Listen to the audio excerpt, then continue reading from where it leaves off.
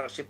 The state and AAI together would have hold a 26% stake in the project, while the remaining 74% would be allotted to the private companies. Through a bidding process, the Shamshabad International Airport, with already land acquired of 5,500 acres in government possession, and Chandrababu Naidu assigned bid to consortium consisting of Grandi Mallikarjuna Rao GMR Group and Malaysia Airport Holding Berhad was chosen as the holder in 74% stake. అంటే భూసేకరణ అంతా చేసింది కూడా చంద్రబాబు నాయుడు గారు ప్రభుత్వం. ఇవన్నీ చేయమన్నారు కదా, ఇవన్నీ ఈయన గూగుల్ చేయమన్నారు కదా. సమయాభావం వల్ల నేను 2-3 చేశా, సమయాభావం వల్ల నేను 2-3 చేశా. శేఖర్ రెడ్డి గారు ఏమని చెప్తే అవి కూడా చేసి అవి ఎప్పుడు వచ్చాయి, వాటి పుట్టుపూర్వోత్తరాలు ఏంటి, ఎక్కడి నుంచి వచ్చాయో మొత్తం చెప్తాను.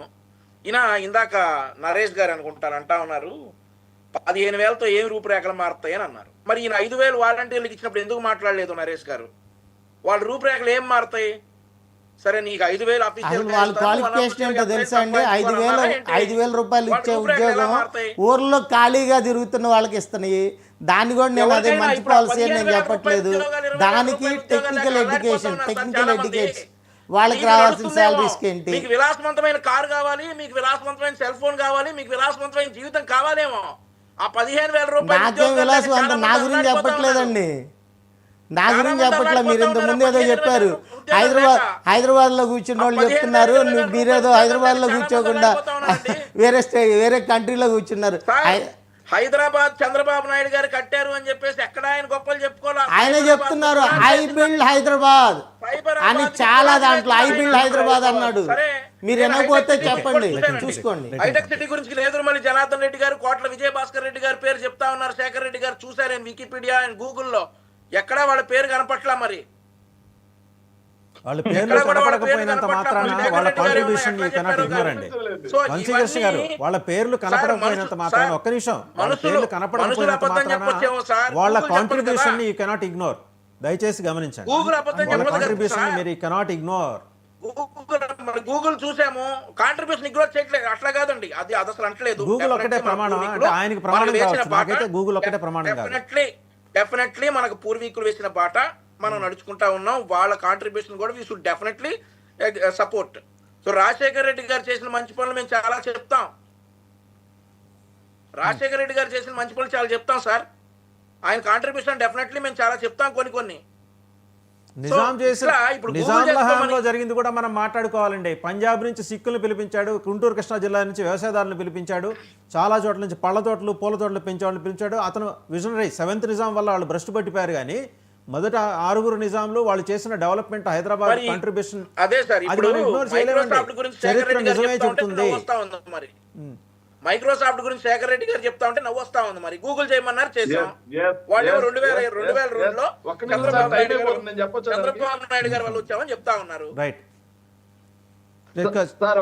చాలా క్విక్ గా మళ్ళీ భాస్కర్. మైక్రోసాఫ్ట్ డెవలప్మెంట్ సెంటర్ గురించి కాదు సార్ నేను చెప్పేది. మైక్రోసాఫ్ట్ డెవలపింగ్ సెంటర్ 2002లోనే వచ్చింది, నేను కాదనట్లా. కానీ మైక్రోసాఫ్ట్ వల్ల ఫస్ట్ ఆఫీస్ గురించి చెప్తున్నా నేను. 55 మంది ఎంప్లాయీస్ తో స్టార్ట్ అయింది 1990. ఎక్కడ? 1990. ఎక్కడ? తెలియకపోతే తెలుసుకో. ఎక్కడ?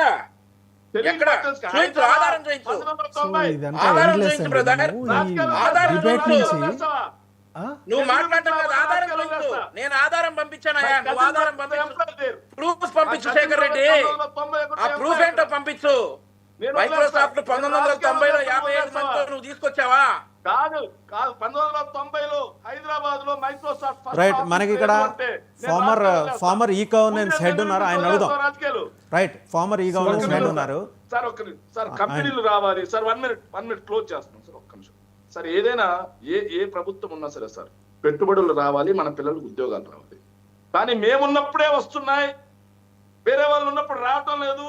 రాష్ట్రం అట్టడికి వెళ్ళిపోతుంది. Company first entered Indian market in 2022 sir, 2002 వాడుకుంటున్నారంటే ఇంత పచ్చిగా అబద్ధాలు చెప్తే ఎలా? రైట్, వంశీకృష్ణ గారు, శేఖర్ రెడ్డి గారు ఇద్దరు చేయండి, భాస్కర్ గారు మాట్లాడతారు. మనం ఆలోచించాల్సింది ఒకటే అండి, డెవలప్మెంట్ దిశగా వెళ్ళాలి. దానికి ఏం చేయాలి? ఎక్స్పర్ట్స్ ఉంటారు, ఫీల్డ్ ఎక్స్పర్ట్స్ని మీరు హైర్ చేసుకొని, ఈ గవర్నమెంట్ కావచ్చు, ప్రీవియస్ కావచ్చు, ఎవరికైనా కొన్ని విషయాల్లో అడ్వైజెస్ ఇవ్వాల్సి వస్తుంది. ఇక్కడ ఓన్లీ డిబేట్కే పరిమితం అవ్వకుండా ఇప్పుడు డేటా సెంటర్స్ అనేది చాలా కీ రోల్ ప్లే చేస్తుంది. ప్రీవియస్ గవర్నమెంట్తో కంపేర్ చేస్తే వాళ్ళు ఏంటంటే డేటా సెంటర్స్ వాల్యూస్ తెలియదు. డేటా సెంటర్స్ ఎక్కడున్నా కూడా సర్వర్స్కి మనం ఈజీగా కనెక్ట్ అవ్వచ్చు. రూరల్ అర్బన్ లెవెల్లో నుంచి కూడా మనం ఎంప్లాయ్మెంట్ క్రియేట్ చేయొచ్చు. 20 లక్షల జాబ్స్ కదా, దానికంటే ఎక్కువ కూడా చేయొచ్చు. ఎలా చేయొచ్చు అంటే మనకు ఉన్నటువంటి అన్ని డిస్ట్రిక్ట్స్లో క్లౌడ్ కంప్యూటింగ్ ఇనిషియేట్ చేస్తే, క్లౌడ్ కంప్యూటింగ్కి ఎలా ఉంటుందంటే ప్లగ్ అండ్ ప్లే.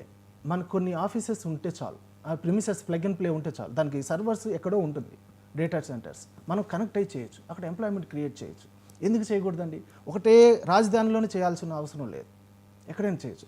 ఇలాంటివి మనం ఇనిషియేట్ చేయాలి. పెద్ద కంపెనీస్ వచ్చాయి, మైక్రోసాఫ్ట్, ఇప్పుడు గూగుల్లో డేటా సెంటర్ వస్తుంది, అది కూడా good initiative. Google data centre అంటే మీరు చాలా ఈజీగా అనుకుంటున్నారు, దాన్ని పేజ్ చేసుకొని let's continue this discussion sir. ఖచ్చితంగా అది ఒక వెల్కమింగ్ పాయింట్స్ తోటి మనం ఈరోజు డిబేట్ చేసాం. Thank you very much for participating in the debate Bhaskar గారు, శేఖర్ రెడ్డి గారు, వంశీకృష్ణ గారు.